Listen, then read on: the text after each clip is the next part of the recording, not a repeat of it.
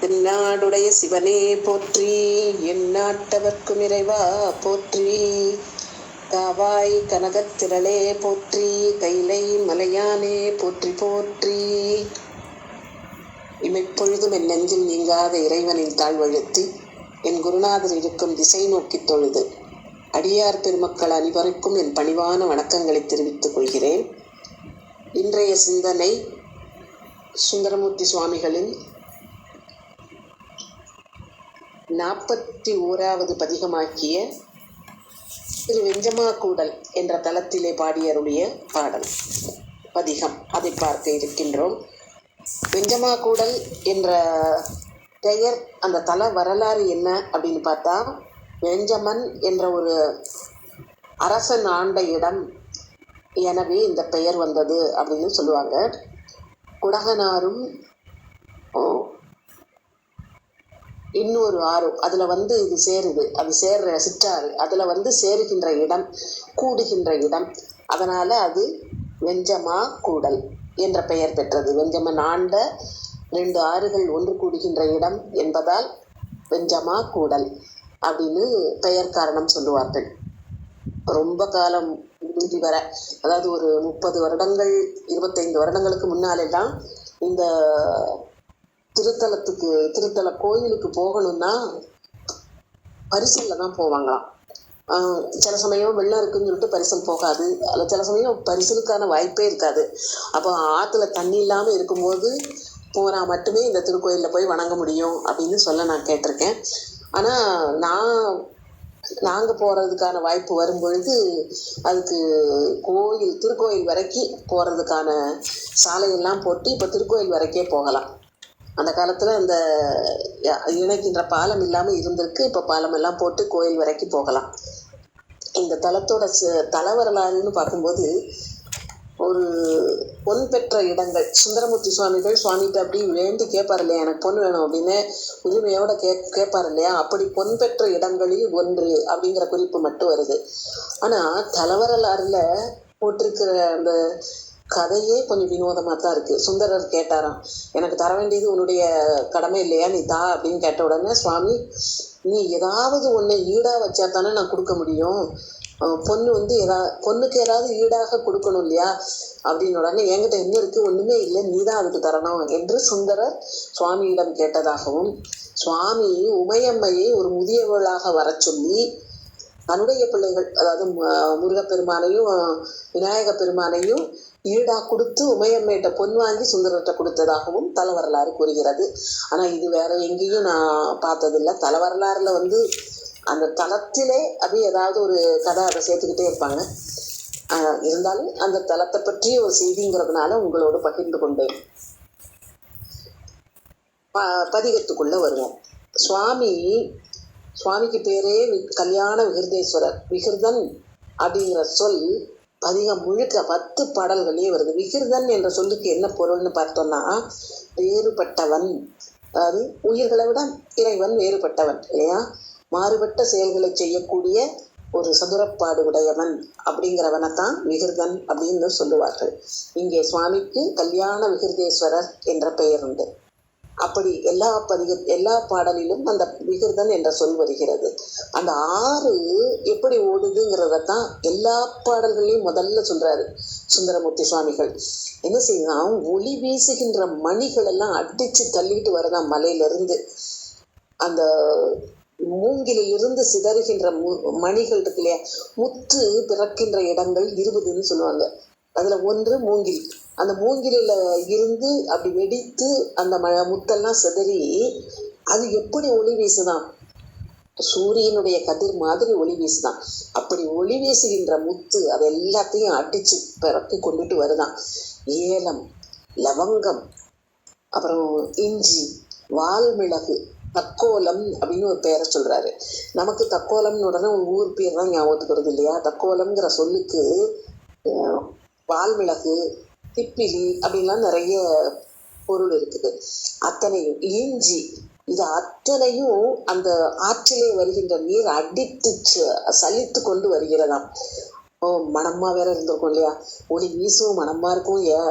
இஞ்சி, அப்படி நினச்சி பாருங்களேன், நம்ம வீட்டில் நம்ம சமைக்கும்போது வரக்கூடிய ஒரு மனம் அந்த ஆறு அடிச்சுட்டு வர்ற பொருட்களில் வரும் இல்லையா. ஆறு வரும்போது சும்மா அப்படி லேசாக மெதுவாக தள்ளிக்கிட்டு வராது இல்லையா. அடித்து கொண்டு வரும்போது அது அங்கே இங்கே உரசி அங்கே உரசி அதுலேருந்து மனம் வரத்தானே செய்யும். அப்போ என்னெல்லாம் மணப்பொருட்கள் பாருங்கள், ஏலம், லவங்கம், மிளகு, அதுக்கப்புறம் திப்பிலி, இஞ்சி, இத்தனையோட வாசமும் அங்கே வந்திருக்கும். தண்ணியும் சாதாரண தண்ணியில் இத்தனையும் அடிச்சுட்டு வரணும்னா எவ்வளோ தண்ணி இருந்திருக்கும் அந்த புனல்ல. அந்த சிற்றாறு அவ்வளவு தண்ணியில் இவ்வளத்தையும் அடிச்சுக்கிட்டு அங்கே வருதான். அந்த சிற்றாறினுடைய கீழ்ப்பக்கத்திலே இருக்கின்ற கரையிலே என்ன இடம் இருக்கு? இந்த பெஞ்சமா கூடல் கோயில் இருக்கு, திருக்கோயில் அங்கதான் இருக்கு. அங்க அதை சுற்றி கரை மேல என்னெல்லாம் மரங்கள் இருக்கு அப்படின்னு பார்த்தா நிறைய நல்ல தளிர் விட்டு நிறைய இலையோட இருக்கின்ற மரம். அந்த மரம் என்ன மரம்? வளைந்து இலைகள் நிறைய இருக்கின்ற புன்னை மரம், ஞாழல் மரம். ஞாழல் என்பது குங்கும மரம் என்று கூறுகின்றார்கள். குறுக்கத்தி, இதெல்லாம் இருக்கு. இத்தனை மரங்களும் இருக்கு. அந்த மரங்கள்ல குயில் உட்கார்ந்து கூவுதான். அப்படி குயில் கூவல் நிக்கவே நிக்காதான். அவ்வளவு செழிப்பான இடம். அப்படிப்பட்ட அது அங்க என்னெல்லாம் இருக்கான்? மலை பக்கம்ல, அதனால பயந்து ஓடக்கூடிய கலைமான்களும் இருக்கின்றதாம். அந்த கலைமான்கள் கூட இருக்கின்ற வெஞ்சமா கூடலிலே இருக்கின்ற விகிருதனே, நீ என்னையும் உன்னுடைய சீரான அடியார்களோடு சேர்த்து வை என்று கூறுவார்களாம் என்று கூறுகின்றார். சீரடியார் அப்படிங்கிறதுக்கு என்ன பொருள் அப்படின்னு பார்த்தா உரையாசிரியர் என்ன சொல்றாருன்னா, உலகத்து வாழ்க்கை இத வேண்டாம் அப்படின்னு விலக்கி வைத்து விட்டு இறை தொண்டு மட்டுமே வேணும் அப்படின்னு நினைக்கின்றவர்கள் சீரடியார் என்று கூறுகின்றார். ஆக சுந்தரருடைய வேண்டுகோள் என்ன இறைவனிடம்? என்னை இந்த உலகத்து வாழ்க்கையிலே ஈடுபடுவதை விட்டு நீக்கி அதிலே செல்லக்கூடிய என் மனத்தை நிறுத்தி என் மனத்தை உனக்கு உன் அடியார்களுக்கு தொண்டு செய்கின்ற வழியில மட்டும் நீ சேர்க்கணும். அதுக்கு உன்னுடைய சீரடியாரோடு என்னை சேர்த்துட்டனாலே போதும் என்று வேண்டுகோளை வைக்கின்றார். இதே வேண்டுகோள் தான் 10 பாடல்லையும் 9 பாடல்லையும் வருது. அடுத்து இந்த பாடலை பார்ப்போம். எரிக்கும் கதிர் வேய் உதிர் முத்தமொடு வேய் மூங்கில். வேய் உதிர் முத்தமொடு ஏலம், லவங்கம், தக்கோலம், இஞ்சி செரிக்கும் புனலுள் பெய்து கொண்டு மண்டி திளைத்து ஏற்று சிற்றாறு அதன் கீழ்கரை மேல் முறிக்கும் தழை முடப்புன்னை. மாமரங்கள் நிறைய இலைகளோட இருக்கு. முடப்புன்னை, வளைந்து இருக்கின்ற புன்னை மரங்கள். ஞாழல், குறுக்கத்திகள் மேல் குயில் கூவல் அரா. கூவல் நிற்கவே நிற்காதான், அற்றே போகாதான். கூவல் அரா வெறிக்கும் கலைமான் வெஞ்சமா கூடல் விகிருதா அடியேனையும் வேண்டுதியே. நான் அதைத்தான் வேண்டுதேன், என்னையும் அவங்களோட சேர்த்து விட்டுரு என்று கேட்கின்றார்.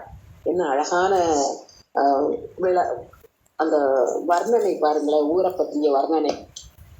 அடுத்த பாடல்ல அந்த ஊர்ல எப்படி இருக்கான், இருக்கின்ற குளம் சின்ன குழி அப்படின்னு எப்படி என்னது இருந்தாலும் அதை அத்தனையும் தண்ணியால நிரக்கிதான் எது இந்த சிற்றாறு. அப்ப அதுல அவ்வளவு வெள்ளம் வரும். இந்த வெள்ளம் நிறைய வரும்போது மறுகால் பாயுது குளங்கள்லன்னு சொல்லுவாங்கல்ல. ஒரு குளம் நிரம்பி அதுக்கு மேல இருக்கின்ற நீர் அப்படியே அதுக்கு அடுத்தாக்குல பள்ளத்துல இருக்கின்ற மற்றொரு குளத்திற்கு போகும். அப்படிதானே நம்ம முன்னோர்கள் நீர்நிலைகள் எல்லாம் அமைத்திருந்தார்கள். அதனால வருகின்ற வழியிலே குளங்கள், குழிகள் இதெல்லாத்தையும் நிறைத்து கொண்டு மேற்கு திசையிலிருந்து வருகின்றதாம். அப்படி வருகின்ற புனல் எல்லா இடத்துலையும் அடிச்சு தள்ளிட்டு நிறைய நீரோட வருகின்ற சிற்றாறு. அந்த சிற்றார் ஆற்றின் கீழ்ப்பகுதியில இருக்கின்ற கரையில ஊர் எப்படி இருக்கான்? பெரிய பெரிய வளம் நிறைந்த மதில்கள் கொண்ட மாளிகை மாடங்கள். அப்போ இப்போ போன பாடல்ல என்ன சொன்னாரு?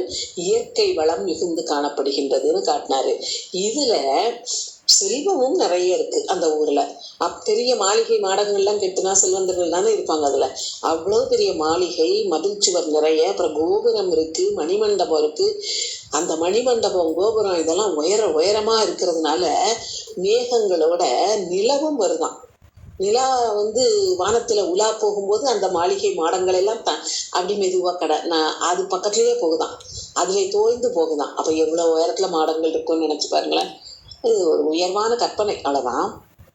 அப்படி நிலவும் மேகங்களும் வந்து தங்குகின்ற அளவுக்கு உயர்ந்த மாடங்களை கொண்ட வெஞ்சமா கூடல்ல இருக்கிற இறைவா, என்னையும் உன்னுடைய சீரடியார்களோடு சேர்த்துக் கொள்வாயா என்று கேட்கின்றார். பாடலை பார்ப்போம்.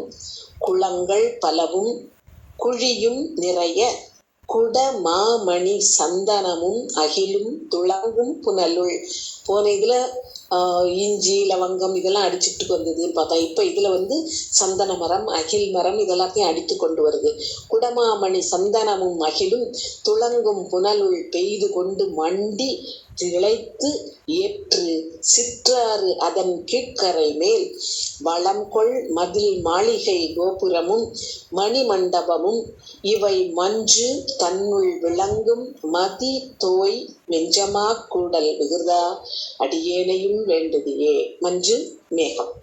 இப்படி என்னையும் உன்னுடைய அடியார்களோடு சேர்த்துக் கொள்வாயா என்று வேண்டுகின்றேன் என்று வேண்டுகோள் வைக்கின்றார் இந்த 2வது பாடலிலே. 3வது பாடலிலே என்ன சொல்லுகின்றார் என்றால், அங்க இருக்கிற பெண்கள் எல்லாம் எப்படி இருக்கின்றார்கள் அப்படின்னு. மலையில இருக்கிற மான் இருக்கே, அந்த மான் கண்ணு மாதிரி அப்படி மிரண்ட சாயலோட இருக்கின்றார்களாம் அங்க பெண்கள் எல்லாம். ஒரு அழகான வேல் மாதிரி கண்ணு, மான் மாதிரி கண்ணுன்னாச்சு, அடுத்தாக்கலாம் அழகான வேல் மாதிரி கண்ணுன்னாச்சு. அவங்க எல்லாரும் வந்து, அதுவும் கொஞ்சம் இல்ல கூட்டமா வந்து உன்னை இறைஞ்சுகின்றார்கள், உன்னுடைய திருக்கோயிலுக்கு வந்து வணங்குகின்றார்கள். அப்படி வணங்குகின்ற கோயில் எங்க இருக்கு? நிறைய அலை அடிச்சுட்டு தண்ணிக்கு போற இந்த சிற்றாறு இருக்கே, இதனுடைய கீழ்ப்பக்கத்தில் இருக்கின்ற கரையின் மேல உன்னுடைய திருக்கோயில் இருக்கு. அந்த திருக்கோயில் இருக்கும் ஊர் எப்படி இருக்கான்? நிறைய கமுக மரங்கள் இருக்கு. அப்புறம் நீண்ட தாழ் உடைய தென்னை மரத்துக்கு இப்படி நீளமா இருக்கும் இல்லையா, அதனுடைய தண்டு பகுதி. நீண்ட தாளை உடைய தென்னை, அப்புறம் குட்டையான தாழ் உடைய பலாமரம், இது எல்லாம் இருக்கு. அப்புறம் குளிர்ச்சி பொருந்திய பொழில்கள், பொழில் சோலைகள் எல்லாம் எப்போ குளிர்ச்சியா இருக்கும்? நிறைய மரம், செழிப்பான நீர்நிலை இதெல்லாம் இருந்ததுன்னா அந்த இடமே குளிர்ந்து இருக்கும் இல்லையா. நல்ல உயரமா வளர்ந்த மரங்கள் நிறைய இலைகளோட நெருங்கி இருந்ததுன்னா உள்ளுக்குள்ள வெளிச்சமே வராது, இருட்டாத்தான் இருக்கும். சூரிய வெளிச்சமே வரலைன்னா அப்புறம் உள்ள குளிராத்தானே இருக்கும். அப்படி குளிர்ச்சி பொருந்திய பொழில்கள் இதெல்லாம் சூழ்ந்திருக்கு. எந்த ஊர? வெஞ்சமா கூடலை. அங்கே இருக்கின்ற விகிர்தனே, என்னையும் உன்னுடைய அடியாராக ஏற்றுக்கொள் என்று கேட்கின்றார். பாடலை பார்ப்போம். வரைமான் அணையார், வரை மலை, வரைமான் அணையார் மயில் சாயல் நல்லார் வடிவேல் கண் நல்லார் பல்லர் வந்து இறைஞ்சி திரையார் புனலுள் பெய்து கொண்டு மண்டி திரை தெற்று சிற்றாறு அதன் கீழ்கரை மேல் நிறையார் கமுகும் நெடுந்தாள் தெங்கும் குறுந்தாள் பலவும் பிறவி குளிரும் விரையார் பொழில் சூழ் வெஞ்சமா கூடல் விகிர்தா அடியேனையும் வேண்டுதியே என்று இந்த பாடலிலே வேண்டுகோளை வைக்கின்றார். அடுத்து 4வது பாடலிலே என்ன கூறுகின்றார் என்றால், உமையம்மையை பற்றிய குறிப்பை முதலிலே கூறுகின்றார். அப்படி பன்னேர் மொழியாளாகிய உமையம்மையின் குரல் அப்படி இசையை ஒத்து இருக்கின்றதான். இங்கே இருக்கின்ற அம்பாளுக்கு பெயர் மதுரபாஷினி, பன்னேர் மொழியாள். அதனால அவளை உன்னுடைய ஒரு பாகத்திலே கொண்டிருக்கின்றார். நீ எப்படி அவ்வளவு அழகான உமையம்மை, இனிமையான குரலுடைய உமையம்மையை இடப்பாகத்திலே கொண்டிருக்கின்றாய் அப்படின்னு பார்த்தா, எல்லாரும் இல்லாம போகின்ற நேரத்திலே எங்க போய் சேர்வாங்க? காட்டிலே சென்று சேர்வார்கள் இல்லையா, மரணத்துக்கு பிறகு. அப்படிப்பட்ட ஒரு இடத்துல நடனம் ஆடுவதற்கு உனக்கு ரொம்ப பிடிச்சிருக்கு, அந்த பற்றனை விடவே மாட்டாங்க. இவ்வளவு மதுரமான மொழியை பேசுகின்ற மங்கையை இடப்பாகத்திலே கொண்டவன் சுடுகாட்டுல நடனமாக ஆடுற ஆசையும் உனக்கு இருக்கப்பா, அந்த ஆசையையும் நீ விடமாட்டேங்கிறிய என்று கேட்கின்றார். அதாவது 2 முரண்பட்டது இல்லையா. இது இனிமையே வடிவான குரலை உடையவள், இங்கே சுடுகாடு, அங்க என்ன அலறலும் சத்தமும் தானே இருக்கும். அப்படிப்பட்ட ஒரு இடத்துல நீ அதுக்கும் நடனம் ஆடுறத விடவே மாட்டாங்க என்று கூறுகின்றார். இந்த குளிர்ச்சியான அகில் அப்புறம் சாமரைங்கிறது விசிறி வீசுகின்ற மரங்கள், அதெல்லாம் அலை தெற்று அப்படியே அலை பாஞ்சுக்கிட்டு வர்ற சிற்றாறு அதனுடைய கீழ்கரையிலே எப்படி இருக்கு, மத்தளம் எல்லாம் இருக்கு இல்லையா, அதை வாசிக்கும் பொழுது அதனுடைய சத்த ஓசை நன்றாக வரணும்னா அது மேல மண் பூசப்படுமா, அப்படி மண் பூசி அதுக்கு மெருகேற்றுவார்கள். அப்படி மண் பூசப்படக்கூடிய முழவு, அது தவிர குழல், முழவுங்கிறது தாளவு, இதுக்காக குழல் இசைக்காக, தாளம் இசை இதெல்லாம் இருக்கும், அதெல்லாம் சத்தம் கேட்கும். அந்த இசைக்கு அந்த தாளத்துக்கு பெண்கள் நடனம் ஆடுகின்றார்களாம். எங்க? அங்க இருக்கின்ற அரங்குகள்ல, அந்த அரங்குகள்ல அவங்க நடனம் ஆடுகின்றார்கள்.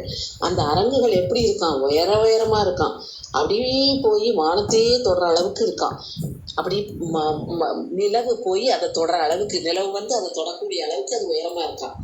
அப்படிப்பட்ட வெஞ்சமா கூடல்ல இருக்கின்ற விகிருதா அடியேனையும் வேண்டுதியே என்று கூறுகின்றார். பாடலை பார்ப்போம். பன்னேர் மொழியாளை ஓர் பங்குடையாய், படு காட்டகத்து என்றும் ஓர் பற்று ஒழியாய், தன்னார் அகிலும் நல சாமரையும் அலைத்தெற்று சிற்றாறு அதன் கீழ்கரை மேல், மன்னார் முழவும் குழலும் இயம்ப மடவார் நடமாடும் மணி அரங்கில், விண்ணார் மதிதோய் வெஞ்சமா கூடல் விகிருதா அடியேனையும் வேண்டுதியே என்கின்றார். அடுத்த பாடலிலே என்ன கூறுகின்றார் என்றால், இறைவனுடைய தோற்றத்தை விளக்குகின்றார். இந்த இறைவன் தோடு அணிந்திருக்கின்றான் ஒரு காதிலே, இன்னொரு காதிலே குழை அணிந்திருக்கின்றான். ஏன் குழை? சிவபெருமான் அணிவது, தோடு உமையம்மை அணிவது. உமையொரு பாகனாக காட்சி தரும்போது ரெண்டு இருக்கு இல்லையா, இங்கேயும் அதைத்தான் சொல்லுகின்றார். ஒரு பக்கத்துல வெண்குழை, இன்னொரு பக்கத்துல வெண்தோடு. அது இருக்கின்ற காது இருக்கே, வடிகாது இல்லையா, இறைவனோட காது அப்படியே வடிந்து, அதாவது நீளமாக இருக்கின்ற காது வடிந்து தோளில அப்படி இருக்குதான். வடிந்து இருக்குங்கிறதுனால ஆடலை, அப்படியே அது தூங்குதான். தோல்ல சாஞ்சு அசைவு இல்லாம இருக்கான், அதனால தூங்குகின்ற காதுங்கிறது அவருடைய காதை. அது விளங்கி தோன்றுகின்றது. நீ நிறைய தேன் மணக்கின்ற கொண்டை மாலையை அணிந்திருக்கின்றாய். உன்னை விரும்பி உன்னோடு சேர்கின்றவர்களுக்கு என்ன செய்கின்றாய்? அருளை வாரி வழங்குகின்றாய். நினைச்சதெல்லாம் கொடுக்கிற கற்பக மரம் மாதிரி உன்னை உன்னோடு கலந்து உன்னை வணங்குகின்றவர்களுக்கு நீ கற்பகம் மாதிரி அவர்கள் கேட்பதை எல்லாம் அள்ளித்தருகின்றாய். அப்பேற்பட்டவன் நீ எப்படி தோற்றம் இருக்கின்றாய்? இளைய மதி இருக்கின்றதே பிறைச்சந்திரன், அதை உன்னுடைய தலையிலே அணிந்திருக்கின்றாய். அந்த தலை, அந்த பிறைச்சந்திரன் எங்க இருக்கு? ஒளி வீசுகின்ற சடை மேல இருக்கு. அந்த சடையை உடையவனாக இருக்கின்றாய்.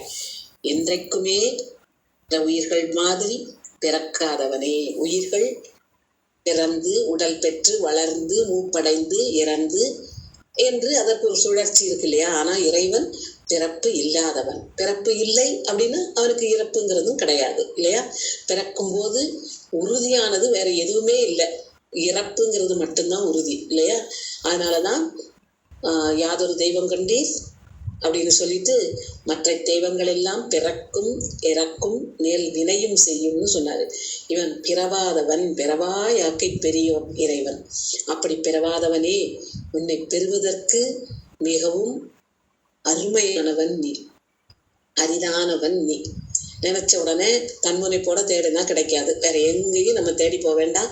ஞானசம்பந்தர் பாட்டுல ஒவ்வொரு பதிகத்திலையும் சொல்லிடுவார் இல்லையா, திருமாலும் பிரம்மனும் தேடியும் தேடனா தேவனை அப்படின்னு சொல்லுவார் இல்லையா. அதனால நீ பெறுவதற்கு அரியவன், ஆனா அடியவர்க்கு எளியவன் அப்படிங்கிறதையும் நம்ம அருளாளர்கள் கூறியிருக்கின்றார்கள். இங்கே பெறுவதற்கு அரியவனாக இருக்கின்ற நீ வெண்மையான பெரிய மயக்கத்தை உடைய விடையிலே இருப்பவன், வெஞ்சமா குடலிலே இருக்கின்ற விகிருதா, என்னை உன் அடியவனாக ஏற்றுக்கொள் என்று கேட்கின்றார். 5வது பாடல். குழை வெண்குழையும் சுருள் வெண்தோடும் தூங்கும் காதில் துளங்கும்படியாய், களையே கமழும் மலர்கொன்றையினாய், கலந்தார்க்கு அருள் செய்திடும் கற்பகமே. பிழை வெண் பிறையாய் பிறங்கும் சடையாய் பிறவாதவனே பெறுதற்கு அறியாய் விளை மால் விடையாய் விஞ்சமா கூடல் விகிருதா அடியேனையும் வேண்டுதியே என்று கேட்கின்றார். அடுத்து 6வது பாடலிலே என்ன சொல்லுகின்றார் என்று பார்ப்போம். இறைவன் எப்படியெல்லாம் அருளக்கூடியவன், இது நமக்கான வழிகாட்டி. யாருக்கு அருளுவான்னு சொல்லும்போது நம்ம அந்த வழியில நாம இருப்போமே அப்படின்னு நினைப்போம் இல்லையா, அது நமக்கான வழிகாட்டி. இறைவன் யாரெல்லாம் அவனை தொழுது அவனுக்கு அடிமை செய்ய தயாராக இருக்கின்றார்களோ அவர்களுக்கு எளிமையானவன். அப்போ தொழுபவர்க்கு எளிமையானவன் அப்படின்னா தொழாதவர்களுக்கு அரியதானவன் இல்லையா? அப்படித்தானே நம்ம கொள்ளணும். நம்முடைய நாம் தொழுதோம் என்றால் நமக்கு எளியவனாக வந்து நமக்கு அருளுவான். அப்ப அருளும் போது என்னாகும், நம்ம துயரங்கள் எல்லாம் இல்லாமல் போய்விடும். அவன் என்ன மாலை அணிந்திருக்கின்றான், இப்படி வண்டுகள் மொய்க்கின்ற அளவுக்கு தேனை சிந்துகின்ற கொன்றை மாலையை அணிந்திருக்கின்றான். அவனுடைய விளங்குகின்ற சடை, அதிலே இந்த கொன்றை மாலை இருக்கின்றது. அடுத்து விடைக்கு, அதாவது அவன் ஏறுகின்ற பெற்றம் ஊர்ந்த பெம்மான் இல்லையா, அந்த பெற்றத்துக்கு ஒரு ஒரு புதிதான, நான் இதுவரைக்கும் பார்த்ததில்லை, மற்ற திருமுறைகள்ல இருக்காங்கிறது எனக்கு தெரியும், என்னுடைய சிற்றறிவுக்கு அறிந்த வரையில இல்லை, நான் பார்த்ததில்லை. உழுவார்க்கு அரிய விடை அப்படிங்காரு. உழுபவர்களுக்கு அரிதாக உள்ள விடை.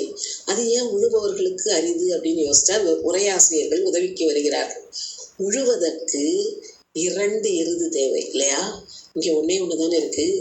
இதுக்கு இணையாக கூறக்கூடியது வேற எதுவுமே இல்லை. அதனால இதை உழுவதற்கு உபயோகிக்க முடியாது. உழுவதற்கு 2 ஒரே மாதிரியாக இருக்கக்கூடிய எருதுகள் தேவை. இங்கே இந்த விடை தனக்கு ஒப்பாகவும் மிக்கதாகவும் எதுவுமே கிடையாது. அதனால இது ஒன்றே ஒன்றுதான். அதனால இதை உழுவதற்கு பயன்படுத்த முடியாது. அது மட்டுமல்ல, இது தேவர் தான், ரிஷப தேவர், நந்தி விடை தேவர் இல்லையா? ஒரு நேரம் அறவிடை, ஒரு நேரம் மால் விடை. அப்ப அதை கொண்டு போய் உழவா செய்வாங்க. அதனால உழுவதற்கு அறியாய். இன்னும் ஒரு வித்தியாசமான கற்பனை பாருங்களேன். அப்படின்னு சொல்லிட்டு, நீ எப்படி உனக்கு ஒத்து போகாத, உன்னிடம் ஒத்து போகாமல் போன இதுல எப்படி சொன்னாரு, கலந்தார்க்கு அருள் புரியக்கூடியவன் அப்படின்னு சொன்னார் இல்லையா? இங்க உன்னை ஒத்து போகாத முப்புறங்களை தீ எழ ஓடுவித்தாய், அந்த அவங்களுக்கு தீ பிடிக்க வைத்தாய். அதனால அவர்கள் ஓடினார்கள். அப்பேற்பட்டவன் நீ என்ன செய்கின்றாய்? அழகான முழவு எல்லாம் ஒலிக்கின்றன, பாடல் சத்தம் கேக்குது, அதுக்கு ஆடல் இருக்குது. இது எதுவுமே இல்லைங்கிற நிலைமையே வராதான். எப்பவும் முழவு அதிர, பாடல் பாட, ஆடல் ஆடன்னு அந்த ஊர்ல நடந்துகிட்டே இருக்குமா. அப்பேற்பட்ட நீ அந்த ஊர்ல மட்டும் இல்ல, எரிக்காடு இருக்கே அங்க இதெல்லாம் நடக்குமா. அது அழகார் உழவுங்காரு. ஆனா எரிகாட்டிலே உழவாக என்ன இருக்கும்? பேய்களின் சத்தம் தானே அங்க இருக்கும். அதை இவர் அழகு என்று விளக்குகின்றார். அழகார் உழவு, ஒலி, பாடல், ஆடல் எல்லாம் இல்லாம போகாது. அப்படியே தொடர்ந்து இருந்துகிட்டே இருக்கக்கூடிய முதுகாட்டை அரங்கமாக உன்னுடைய மேடையாக கொண்டு நீ நடனம் ஆடுகின்றாய். இங்கே விழாக்கள் எங்க? வெஞ்சமா கூடல்ல, விழாக்கள் நடந்துகிட்டே இருக்குமா எப்பவும். எந்த நேரமும் அந்த வெஞ்சமா கூடல்ல விழாக்கள் நடக்கின்றது. அந்த திருக்கோயிலில் எழுந்தருள் இருக்கின்ற விகிருதனே, என்னையும் உன்னுடைய அடியார்களில் ஒருவராக ஏற்றுக்கொள் என்று கேட்கின்றார். 6வது பாடல் பார்ப்போம். தொழுவார்க்கு எளியாய் துயர் தீர நின்றாய், சுரும்பார் மலர்கொன்றை துன்றும் சடையாய், உழுவார்க்கு அரிய விடை ஏறி ஒன்னார் புறம் தீ எழ ஓடுவித்தாய், அழகார் உழவார் ஒலி பாடலோடு ஆடல் அரா முதுகாடு அரங்கா நடமாட வல்லாய், விழவார் மருகில் வெஞ்சமா கூடல் விகிருதா அடியேனையும் வேண்டுதியே என்று இந்த 6வது பாடல் நமக்கு விளக்கி இருக்கின்றது. அடுத்து 7வது பாடலிலே என்ன கூறுகின்றார் என்றால், இறைவனுடைய மரக்கருணை எல்லாம் நினைவூட்டுகின்றார். நீ பெரிய யானை, மதநீர் ஒழுகுகின்ற ஒரு பெரிய யானையோட தோலை உரிச்சு போர்வையாக போர்த்தி கொண்டவர். இது காணாதுன்னு சுடுகாட்டுல நடனம் ஆடுகின்றாய். சுடுகாட்டுல நடனமாடுறதே கொஞ்சம் பயமா இருக்கு. கையில அனலை வைத்துக் கொண்டு கையை வீசி ஆடுகின்றார், அது இன்னும் கொஞ்சம் பயமா இருக்கு. அப்படிப்பட்டவன் நீ வெண்மையான இடபத்திலே ஏறி ஊர்ந்து வருகின்றாய். நீ ரொம்ப நல்லவன், நல்லோன். நீ அருமையான மனம் வீசுகின்ற கொன்றையை அணிந்தவன், விரும்பி அணிந்தவன். நீ உன்னுடைய இடையிலே எப்படிப்பட்ட பாம்பை அணிந்திருக்கின்றார் அப்படின்னா, பெரும் புள்ளிகளோடு படங்கள் நிறைய, படத்தை உடைய பசுமையான, அதாவது பச்சை நிற கண்களை உடைய, வாய் பிளந்தாற் போல இருக்கின்ற, வாயிலே பற்கள் தெரிய, அதனுடைய நஞ்சு எப்படி இருக்குமா, தீ மாதிரி அப்படியே எரியுமா அந்த நஞ்சு பட்டுதுன்னா. அப்படி தீயை ஒத்த நஞ்சை உடைய பாம்பை அணிந்திருக்கின்றார். என்னெல்லாம் பயங்காட்டுறார் பாருங்க சுவாமி. சுடுகாட்டுல நடமாடுதாரு, யானையுடைய போர்வையை தோலை உரிச்சு போர்த்தி இருக்காரு, கையில அனலை எடுத்துக்கொண்டு வீசி நடமாடுகின்றார், பெரிய இடபத்தின் மீது ஏறி இருக்கின்றார். நீ நல்லவன் தான், எங்களுக்கெல்லாம் அருளக்கூடியவன் தான், ஆனாலும் இதெல்லாம் பார்த்தா பயமா இருக்கு அப்படிங்கிற துணி தோன்ற இதிலே கூறுகின்றார். கடமா களியானை, களி யானை உரித்தவனே, கரிகாடு இடமா அனல் வீசி நின்று நடமாட வல்லாய், நரையேறு உகந்தாய் நல்லாய் நறுங்கொன்றை நயர்ந்தவனே, படம் ஆயிரமாம் பருத்து துத்தி பைங்கண் பகுவாய் எயிற்றோடு அழலே உமிழும் விடவார் அரவா, நெஞ்சமா கூடல் விகிர்தா அடியேனையும் வேண்டுமையே என்கின்றார். அடுத்து 8வது பாடலிலே என்ன கூறுகின்றார் என்றால், இந்த 6 தான் திருப்பியும் அவர் விளக்கம் கூறுகின்றார். நடுவில் ஒரு பாட்டுல ஆற்றை பற்றி குறிப்பு வரல, இந்த பாட்டுல திரும்ப வந்துட்டு. அது எங்கிருந்து வருதுன்னா, 3 நிலங்களை தாண்டி வருதான். குறிஞ்சி, முல்லை, மருதம் ஆகிய 3 நிலங்கள். மலையும் மலை சார்ந்த இடமும், காடும் காடு சார்ந்த இடமும், அடுத்து வயலும் வயல் சார்ந்த இடத்தையும் தாண்டி வருதான் இந்த ஆறு. அது அத்தனையும் தாண்டி வந்து நல்ல ஒளி வீசுகின்ற மணியெல்லாம் சுழற்றி எடுத்துக்கிட்டு, சந்தனம் ஆகில் இதெல்லாம் மலை காடு இதுகளெல்லாம் எடுத்துட்டு வருது. வந்து எங்க பார்க்க போகுதான், ஏதோ பாதாளத்தை போய் பார்க்க போற மாதிரி வேகமா புரண்டு வெள்ளம் அடிச்சுட்டு வருதான். பாதாளம்னு உடனே எப்படி பாம்பு அரசன் குடியிருக்கின்ற பாதாள லோகம் வரைக்கும் போற மாதிரி பாஞ்சு வருது அந்த ஆறு. அதனுடைய கிழக்கு கரையிலே அமர்ந்திருக்கின்ற கோயில் இருக்கே, அந்த இடத்து பக்கத்துல யாரெல்லாம் நின்று நடனம் ஆடிக்கொண்டிருக்கின்றார்களாம். பாடல் சத்தம் கேக்குதான், உழவு சத்தம் கேக்குதான், குழல் சத்தம் கேக்குதான். பெரிய தோள்களை உடைய மகளிரெல்லாம் அங்க பாடி ஆடி இருக்காங்களாம். அவங்க யாராம்? நடனத்தையே தொழிலாக கொண்டு வேடம் புனைந்து ஆடுகின்றவர்கள், கூத்துக்கலைஞர்கள் மாதிரி. அப்படி நடனத்தையே கொண்டு தங்களுடைய தொழிலாக கொண்டு ஆடுகின்றவர்கள் ஆடிக்கிட்டே இருக்காங்களாம் அங்க. அப்பேற்பட்ட இடத்துல விகிர்தா, என்னையும் உன்னுடைய அடியார்களுள் ஒருவனாக சேர்த்துக் கொள்ளேன் என்று கேட்கின்றார். காடும் மலையும் நாடும் இடறி கதிர் மா மணி சந்தனமும் அகிலும் சேடன் உறையும், சேடன் பாம்பு, சேஷன் ஆதி சேஷன் பாம்பு தானே, சேடன் உறையும் இடம்தான் விரும்பி திளைத்தெற்று சிற்றாறு அதன் கீழ்கரை மேல் பாடல் முழவும் குழலும் இயம்ப பனை தோழியர் பாடலுடு ஆடல் அரா, வேடர் விரும்பும் நெஞ்சமா கூடல் விகிர்தா அடியேனையும் வேண்டுதியே. வேடர் என்பது வேடம் புனைபவர், அதனால வேடர். அடுத்து 9வது பாடலாக வருகின்ற அதுல என்ன கூறுகின்றார் என்று பார்த்தால், இறைவனுடைய திரு தோற்றத்தை விளக்குகின்றார். அவன் கையிலே மலர்களை கொண்டிருக்கின்றான், நல்ல தேன் வழிகின்ற மலர் கொன்றை, அதை மாலையாக அணிந்திருக்கின்றார். குடுகொட்டி நடனத்தை ஆடக்கூடியவர். திரிபுரம் எரித்தவுடன் இறைவன் ஆடிய நடனம் கொடுகட்டி நடனம் என்று கூறுவார்கள். கொடுகட்டி என்பது ஒரு முழவு. அந்த முழவை இசைத்து கொண்டு நடனமாடினான் என்பது ஒரு பொருள். இன்னொரு பொருள் என்னன்னா, ஒரு கொடுமையான காரியம், முப்புறங்களை எரித்தது. அது நிகழ்ந்த உடனே கைகளை கொட்டிக்கொண்டு முழவை கொட்டிக்கொண்டு ஆடியது என்பதனால் கொடு கொட்டி என்று விளக்கம் கூறுகின்ற உரையும் இருக்கிறது.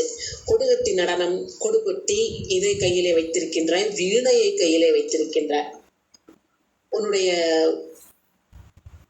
சடையின் மேல இதெல்லாம் இருக்கு, அரவம் இருக்கு, கங்கை இருக்கு, அப்புறம் நிறைய மலர் மாலை இருக்கு, நீ புனிதமானவன், இந்த அனல் ஏந்தி நடனமாடுகின்றாய், இப்படியெல்லாம் இருக்கின்ற நீ நிறைந்த இந்த புனல் பாய்கின்ற சிற்றாற்றின் கீழ்ப்பக்கத்து கரையிலே எழுந்தருளி இருக்கின்ற வெஞ்சமாக்குளல் என்ற ஊரில் எழுந்தருளிக்கின்ற பெருமனே, அந்த கோவிலுக்கு அருகே இருக்கின்ற வயல்கள் விளைச்சலைத்தான உழவர்கள் விரும்பி வேண்டுவார்கள். அவர்கள் வேண்டுவனவற்றை எல்லாம் தரக்கூடிய வயல்கள். அந்த வயல்களால் சூழப்பட்ட வெஞ்சமா கூடலிலே எழுந்தருளி இருக்கின்ற விகிருதா, அடியேனையும் நீ ஏற்றுக்கொள்ள வேண்டும் என்று கூறுகின்றார். கொங்கார் மலர் கொன்றையம் தாரவனே, கொடுகொட்டி ஓர் வீணை உடையவனே, பொங்காடு அரவும் புனலும் சடைமேல் பொதியும் புனிதா, அனலும் சூழ்ந்த அழகார் துங்கார் புனலுள் பெய்து கொண்டு மண்டி திளைத்தெற்று சிற்றாறு அதன் கீழ்கரை மேல் வெங்கார் வயல் சூழ் வெஞ்சமா கூடல் விகிருதா, அடியேனையும் வேண்டிதையே என்று 9வது பாடலிலே தருகின்றார். அடுத்து 10வது பாடல் பதிக பலன் சொல்லுகின்ற பாடலாக அமைகின்றது. யாரு எந்த தலத்திலே இருக்கின்ற இறைவனை பாடுகின்றேன் அப்படின்னாலும் முதல்ல சொல்லுவாரு, அந்த ஊரை சொல்லுகின்றார். வஞ்சி நுண் இடையார் மயில் சாயலன்னார் வடிவேல் கண் நல்லார் பலர் வந்து இறைஞ்சும். நுட்பமான இடையுடைய விளிந்த இடையுடைய பெண்கள், மயில் போல சாயலுடைய பெண்கள், வடிவு அழகான வேல் மாதிரியான கண்களை உடைய மக்கள், இவர்களெல்லாம் பலர் வந்து இறைஞ்சும், நிறைய பேர் வந்து வணங்குகின்ற இடம் வெஞ்சமா கூடல். அங்கே எழுந்தருளி இருக்கின்ற விகிருதா, நீ அடியேனையும் வேண்டுதியே, என்னையும் அந்த அடியார் கூட்டத்தோட சேர்த்துக்கோ என்றுதான் விரும்பி யார் பாடுதா? வஞ்சியாது அளிக்கும் வயல். இங்கேயும் வஞ்சனைங்கிறதே செய்யாதான். நாவலூர்ல பிறந்த இடத்துல வஞ்சனையே செய்யாதான் வயல். இது வயலுக்கும் சொல்லலாம், நாவலூர் பெருமானுக்கும் சொல்லலாம் அப்படின்னு உரையாசிரியர் சொல்லுகின்றார். வஞ்சியாது அளிக்கும் வயல் நாவலூர்கோன் என்று தன்னை கூறிவிட்டு வனப்பகை அப்பன் வன்தொண்டன் 3 வார்த்தையில தன்னை சொல்லுதாரு.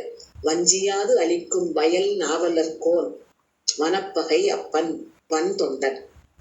சொன்ன செஞ்சொல் தமிழ் மாலைகள் 10 வல்லார் என்ன செய்வாங்க? அந்த 10ஐயும் பாடினவங்களுக்கு என்ன கிடைக்கும்? சிவலோகத்து இருப்பது திண்ணம் அன்றே. உறுதியா சொல்றேன், இந்த 10 பாடல்களையும் பாடியவர்கள் சிவலோகத்திலே இருப்பார்கள். அது அங்க போயிட்டு கொஞ்ச நாளைக்கு அங்க இருந்து உடனே திரும்பிடுவாங்கிறதெல்லாம் சொல்ல முடியாது. அப்படின்லாம் திரும்ப மாட்டாங்க, அங்கேயே இருப்பார்கள். அது திண்ணம், உறுதி என்று சொல்லுகின்றார். பாடலை பார்ப்போம்.